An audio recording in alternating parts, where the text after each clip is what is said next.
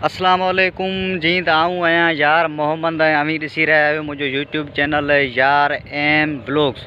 तव्हांखे most welcome कयूं था, दिलि जी गहराइनि सां ख़ुशि आमदीद चऊं था। ये वीडियो सिर्फ़ नंढा जेके यूज़र आहिनि उन्हनि लाइ हिकिड़ी मूं कंप्लीट वीडियो ठाही आहे।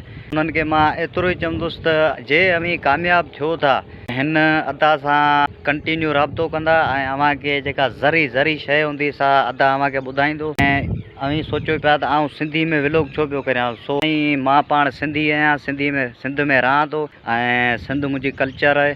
सो उन जे करे मां अॼु खां पोइ सिंधी में व्लॉग कंदुसि। सो ख़ासि तौर ते जेके मूं माण्हू वेठा आहिनि उर्दू में इंग्लिश में एॾो दबदबो लॻो पियो आहे। उते को प्लेटफॉर्म आहे XYZ, फेसबुक है या यूट्यूब है या इंस्टाग्राम है, माना जिते किथे उर्दू जे तक़रीबन तबाह कुन एंट्री हले पई। ऐं आउं सिर्फ़ु सिंधी में व्लॉग इन करे करियां थो त सिंध असांजी दिलि आहे, जान आहे। तो I am proud of you Sindh.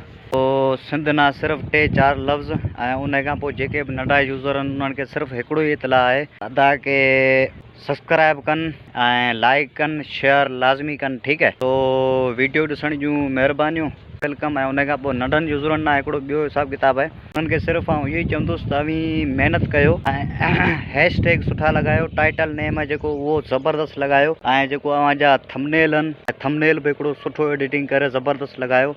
इंशाल्लाह अव्हांजी वीडियो वायरल थींदी। सो मोस्ट वेलकम, ख़ुशि आमदीद उन्हनि दोस्तनि खे ऐं ख़ुदा हाफ़िज़।